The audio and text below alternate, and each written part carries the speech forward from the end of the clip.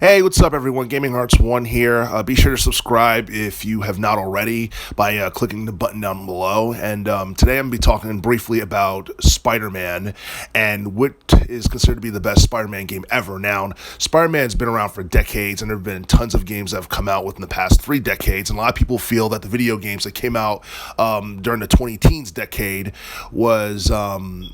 were probably among the best in relation to the Spider-Man series, mainly because of improved visuals and graphics, and even like the movies. The Spider-Man movies have gotten better over time. Like a lot of people love the most recent Spider-Man movie, Spider-Man No Way Home, which came out in 2021.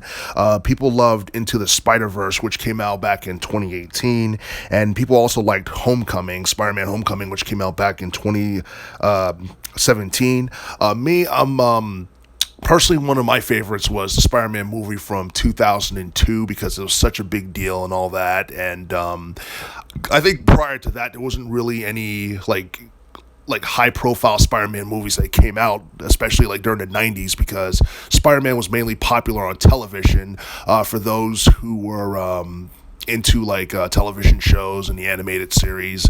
I believe it was a huge hit on Fox, and I honestly feel like Spider-Man was one of the reasons why Marvel was so popular back in the 90s. But as far as the best Spider-Man game ever is concerned, everybody have their own respective opinions on that, but I'm pretty sure a lot of people would go on record and say the Spider-Man game for the PS4, which came out back in 2018, was probably the best because the game had everything you can ask for. It had 44 missions. It also had 26 side missions for those who obtained the City That Never Sleeps DLC, and the game revolved around Peter Parker's backstory, which we've seen hundreds of times, but this one was a little bit different. It included popular villains from the series, including Kingpin, Mr. Negative, Taskmaster, Shocker, Rhino, Vulture, and Electro. And players can get like an average of like 35 to 45 hours of gameplay on this, depending on how good they are at the game and what their skill level is. And 2018 in general is just such a good time to be a fan of action adventure or action RPG games in general, because there's a lot of high profile titles that appeared on the PS4 that year, including God of War, Red Dead Redemption 2, Assassin's Creed Odyssey, and Monster Hunter World. And despite those high profile releases that came out that year for the PlayStation 4, Marvel's Spider-Man thrived. It ended up becoming one of the best selling video games for the PS4 from that year onwards. I believe it managed to reach over 13 million copies in terms of sales. So, yeah, it's definitely the best-selling Spider-Man game ever made.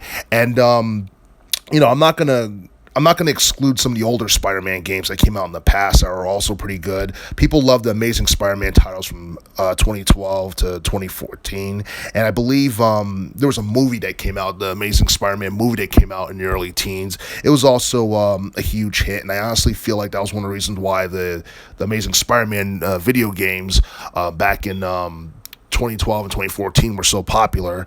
And I believe the movie Amazing Spider-Man from 2012 managed to earn roughly around 758 million in terms of box office revenue, and I believe that it had a sequel, and that managed to earn around 709 million in terms of, box office revenue. And the thing is, like during the early part of the teens decade, it seemed like Batman and I guess DC was a bigger attraction because you had Batman Arkham City, which came out back in 2011, and then you had the Arkham Knight game that came out back in 2015, and you can't forget about the Dark Knight Rises movie that came out back in 2012. Like Batman was definitely getting more mainstream attention in terms of as it related to, I guess, the superhero genre of gaming, as it related to comics and all that stuff.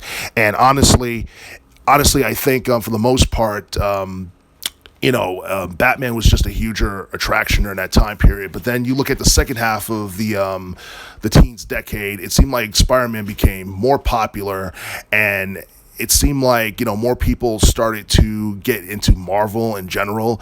So I think for the most part, Marvel's Spider-Man from 2018 is definitely one of the best Spider-Man games of all time. It's definitely one of the best superhero-related video games of all time. It's one of the most successful ones, and a lot of people are waiting for the Marvel's Spider-Man 2 video game that's supposed to be coming out sometime in 2023, which is going to include Venom, and hopefully that's something that doesn't get pushed back.